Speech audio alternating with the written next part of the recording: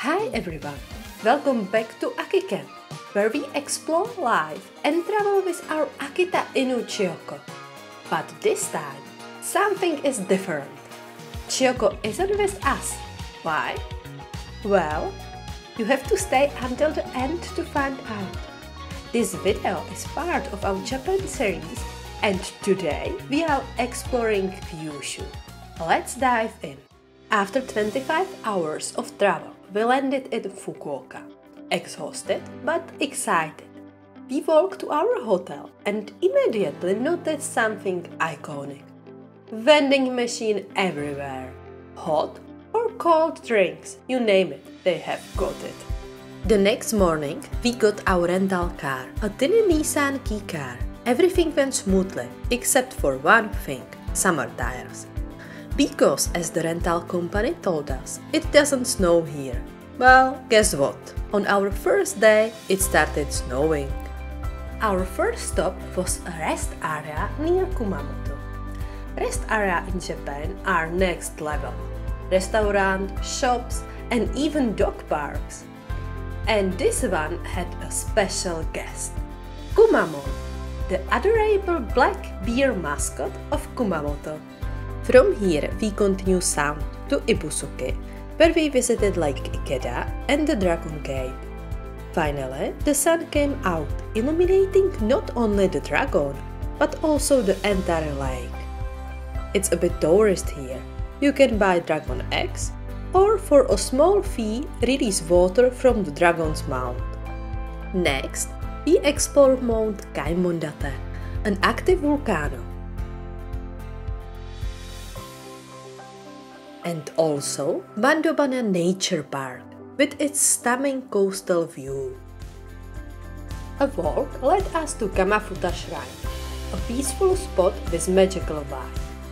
The shrine is famous for its unique worship ritual, where visitors place a traditional lead pot atop their head while praying. Originally visited by those seeking the blessing of the god of valor and the art of war. Today, it's popular among athletes, students, and couples praying for success in various aspects of life. We also stopped at Shiroyama Dog Coast, one of the most beautiful dog beaches in Japan. Chiyoko would love it here. In the evening, we arrived in Kagoshima, a city bustling with energy. The locals were thrilled about the snow. Many were seeing it for the first time. We found a small ramen bar where you could watch the chef preparing the food right in the front of you. In many of these places, you order from a vending machine. But here, we were given a menu in Japanese. Itadakimasu. Then it started snowing even more. We decided to grab a quick bite from 7-Eleven. Convenience store or kombini are a whole different level. They are open 24/7, offering not just snack but also fresh meal, hot drinks, and even essentials like sock or umbrellas. The next day, we visit Shiroyama Park for a breathtaking view of Sakurajima, one of the Japanese most active volcanoes. From the viewpoint, we see also Kagoshima. The city is sometimes called the Naples of the East because of its bay, mild climate, and the constant presence of Sakurajima, just like Mount Vesuvio watch over the Naples. Vending machines are on each corner in Japan, this time selling not only drinks but also ice cream. Afterward, we stop at Terukuni Shrine, where a tree shaped like a bird catch our attention. Nearby, we stroll through markets and try the local treats. Then we continue exploring the city. Kagoshima has beautiful hidden corner with old wooden building, but also modern district full of life. We walk all the way to the coast, where we were greeting with a stunning view of Sakurajima across the bay. We also passed a river when dolphins from the local aquarium are sometimes released, but we were unlucky this time.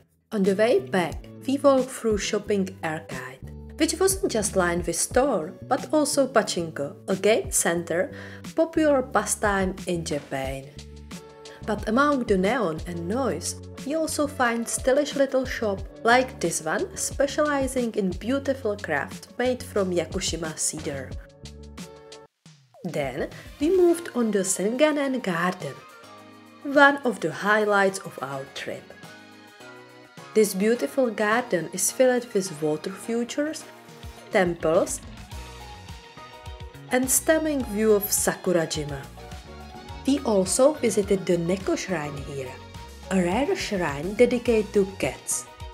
The story goes back to the 16th century, when Yoshihiro Shimazu took 7 cats to the war in Korea. The cats help him tell time based on their pupils, which change with the light. 2 surviving cats were later enshrined here. Today people came to pray for their pets' health and longevity. You can also visit historical house here and see how the rich used to live.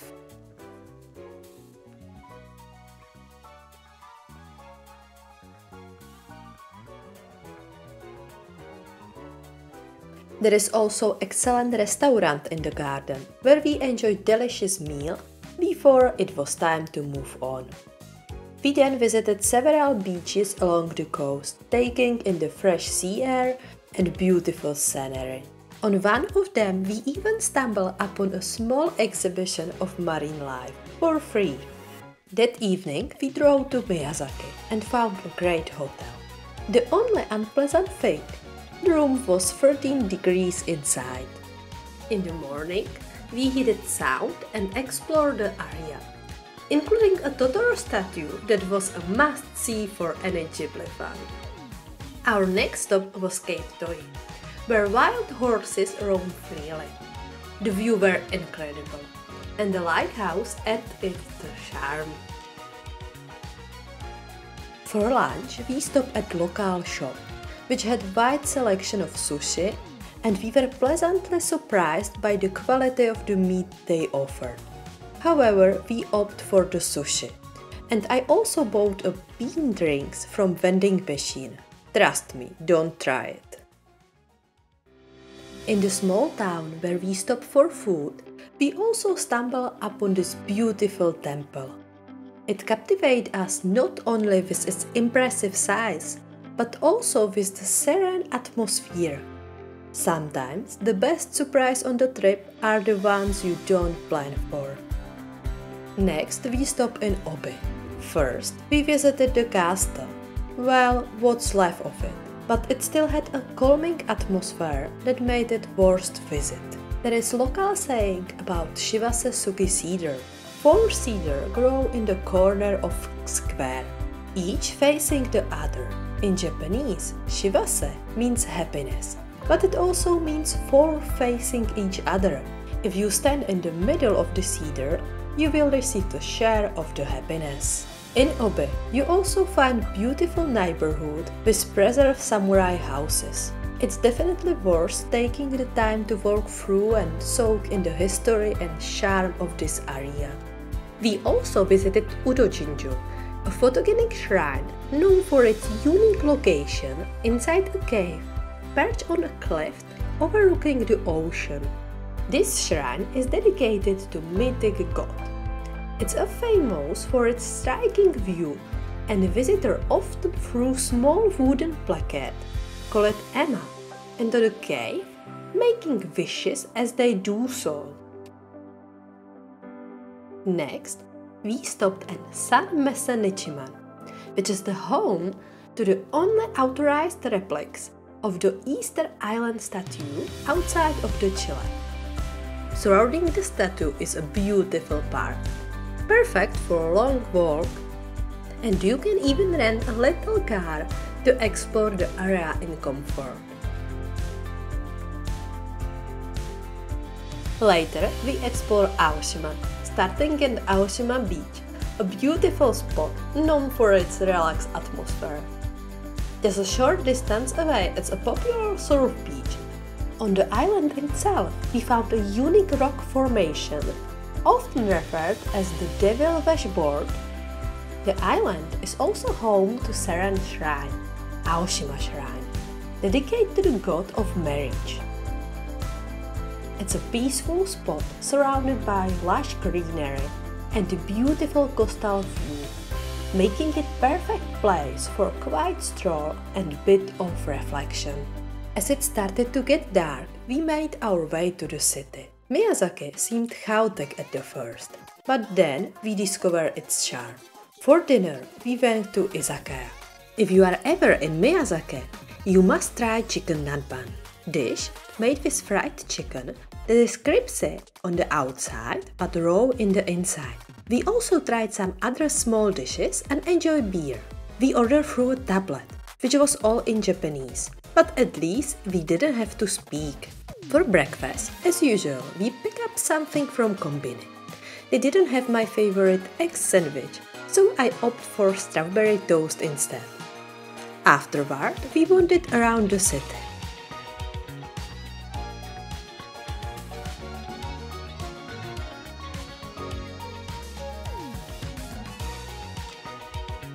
For lunch, we had a set menu. Did you know that choosing food in Japan can be really easy? Restaurants offered display plastic replicas of the dishes they served, which look exactly like the real one. After lunch, we stopped by a local onsen for our feet. Then set off for Hyuga. We checked into our accommodation and headed out for dinner. We went to a small, tucked-away restaurant where an elderly grandmother was cooking. There was only one dish on the menu, ramen and gyoza, but it was absolutely delicious. The next day, we visited Takachiho Gorge, a stunning canyon with dramatic rock formations. Visitors can even rent a boat to paddle through the gorge, getting a closer view of the waterfall and the cliff. We opted to enjoy the view from the walking path, taking in the breathtaking scenery. We also bought a fish patio for Chiyoko. On the way, we stopped at Mount Aso, but it was so cold that we barely filmed anything, except for this ice on the public toilet, which I saw first time like this. Our Kyushu adventure ended at Usuki Port, where we boarded a ferry to Shikoku.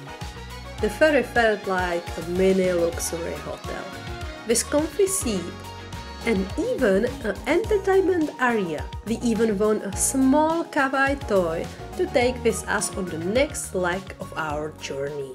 So, why wasn't Chiyoko with us this time? Well, she don't like airplanes, and she is busy enjoying her vacation with her grandpa. But don't worry, we are on a mission to find the perfect place to move in Japan, and Kyushu completely won us over. Stay tuned for Shikoku and Honshu in the next episode. Hey Japan! We will be back soon, and this time for good, and with Chiyoko by our side. Thank you for joining us on this adventure. Let us know in the comment what's your favorite place in Japan is. And if you enjoyed the video, subscribe to don't miss out another one. See you next time, and until then, happy travels!